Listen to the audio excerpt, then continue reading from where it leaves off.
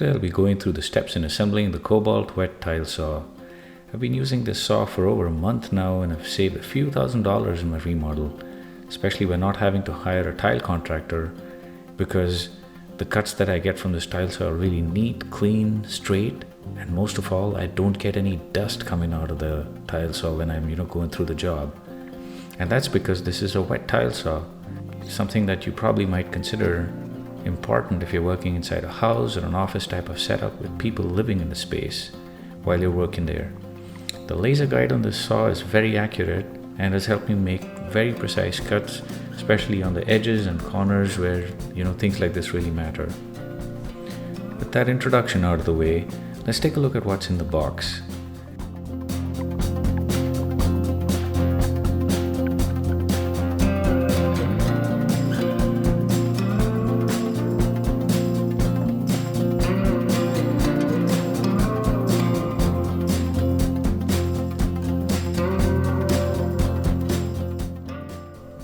The overall assembly of this tool is pretty straightforward. The instructions are detailed with figures and sketches on how to accomplish each step. So you start by first assembling the legs of the stand. There are two legs that the stand is made up of, the left and the right leg. You assemble these by inserting the lower left leg into the upper left leg, and then similarly the lower right leg into the upper right leg. The left leg is the one with the adjustable rubber pad that can be turned clockwise or anti-clockwise to adjust the tilt of the stand and reduce wobble or play on uneven surfaces. Next, you'll form an X by placing the inner leg assembly inside the outer leg assembly. While you do this, you'll also need to make sure that the front angle plates are in place between the inner and the outer leg assemblies. These plates basically ensure that the stand stays rigid and holds the weight of the tile saw and the water reservoir. Of all the steps in this assembly, this was the one that was most time consuming for me, because I tried to go by the book and I tried to keep everything straight, and essentially ended up taking me a long time because I had to keep these two legs straight and insert the plates on the side. So it kept falling off, and something that should have taken me just a few minutes took me I think a couple hours, because I kept trying, giving up, then going taking a break and then come back.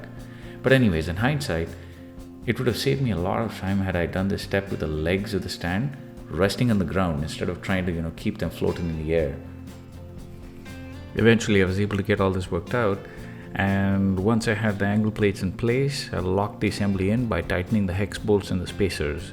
I happened to have a very helpful minion hovering around in the next room, so I figured why not use her services to make sure that the job is done right.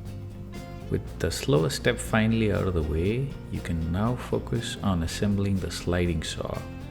For this, you'll first be assembling the motor head assembly to the frame, and if you look closely at the frame part of this assembly, you'll see 5 holes in total, of which 3 are visible from the top and then 2 should be visible on the side.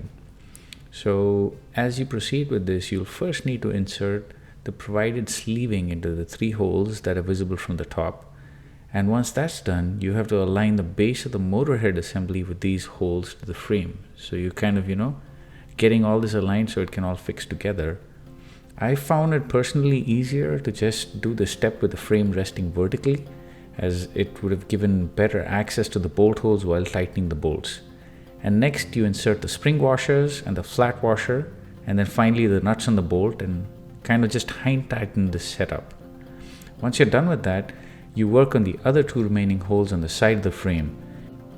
Initially hand tighten everything so you know that everything kind of fits in correctly, and then use the provided wrench to tighten everything nice and snug. With that completed, you can now place the sliding saw assembly onto the water tray, and what you'll notice is that it fits really nice and doesn't allow for any movement, which means that you've assembled it correctly and everything fits into place. The next step from here is to install the cutting wheel. For this, you'll open the wheel guard by unscrewing the guard knob. And once that is open, you'll see a nut at the center. This is called the arbor nut. You can unscrew this nut with a wrench that's been provided in the box, and then remove the outer washer along with the arbor nut. While installing the cutting wheel, just make sure that you match the direction of the rotation printed on the cutting wheel with the direction of rotation embossed on the outside of the wheel guard. Once you get the cutting wheel in place, you put back the outer washer and the arbor nut, and then press the arbor lock that's located at the back of the motor assembly to lock the motor shaft while you're tightening the cutting wheel. In all this, make sure that the black water spray stem is in front of the cutting wheel, as this is going to make sure there's sufficient water that's being sprayed on your cutting wheel while you're making all the cuts. You can install the rubber flaps by first unscrewing the screw at the back of the cutting blade and then putting back the screw with the rubber flap installed. The material itself is quite soft, so just make sure not to over tighten the screw as it will cut through the soft rubber. After this, you can align the holes on the side flap with the side screws and press the flap firmly through the screws, making sure that the rubber is slotted in firmly and is not loose. The water pump comes with suction feet, so all you have to do is press it to the bed of the water tray and you're done.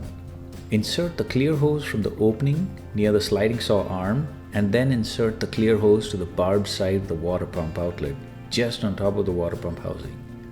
One neat thing about the water pump is that it's movable and you can also put it inside a separate bucket with fresh water, so you don't have to recycle old water in it.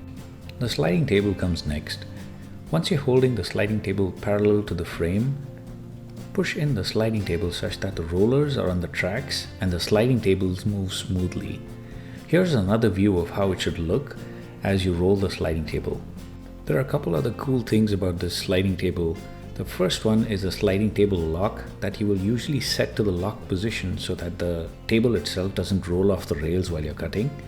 And then there's another table locking latch that you can use to completely immobilize the sliding table, particularly useful when you're transporting the tools so that you don't cause any damage to the moving components. The next step is to install the extension table. This table comes handy when you're cutting large format tiles, as it helps support the extra length and weight of the tile.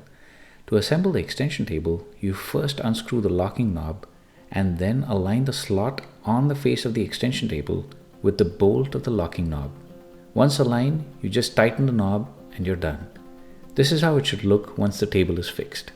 The next step from here is to install the rear water extension tray. This tray basically helps collect the water overspray that occurs as you're cutting tile. To attach this, you simply align the tray with the grooves in the water tray holder and push them in once they are in line until it is firmly seated. Next, you'll also have to seat the flap on this extension tray that further helps reduce water overspray from spilling out of the water tray. Insert the tab on one side of the flap first and then firmly push in the other side once you have one side seated snugly in its slot. The flap should now be installed and be free to move in its own slot. To make angle cuts, you're going to need the miter guide, and installing this is fairly straightforward. All you have to do here is match the slot on the underside of the miter guide to the wall on the table fence. Then turn the lock knob clockwise to tighten. The screw on top of the miter guide allows you to change the miter angle based on the type and angle of cut you desire. With all the assembly steps out of the way, now all you've got to do is lift the water tray and the entire miter saw assembly to place it on the stand. I found it easier to remove the extension tray as it allowed me to hold the tray more firmly with both my hands. Remember that this miter saw weighs about 75 pounds, so it's not light, so make sure that you're either clenching your butt muscles real tight or you have some help to do this last step. With all that assembly out of the way, let's talk a little bit about my experience of using this miter saw for the past 4 weeks. The cuts I've noticed are really good. One side of the cuts are much smoother than the other. That's one thing. The sliding table itself is really smooth. I haven't had any issues with that. I'm easily able to cut 12 by 24 format tiles, so it's got enough space for that. The next thing that I've noticed is the quality of water jet. Haven't had any issues with overspray. The end flap works really good. And another thing that I did like about it, it's got a safety switch.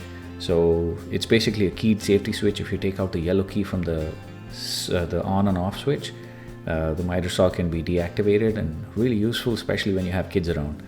But apart from that, I think I really enjoyed using this. It saved me a few $1,000s in my remodel, so I'm not complaining, and the price was really right.